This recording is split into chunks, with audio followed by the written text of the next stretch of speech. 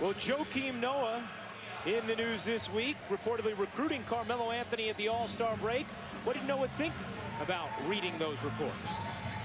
I felt like, you know, in high school, you know, when you go to a party and then, you know, that Monday, like the girls are like gossiping, like, oh my God, guess who he hooked up with?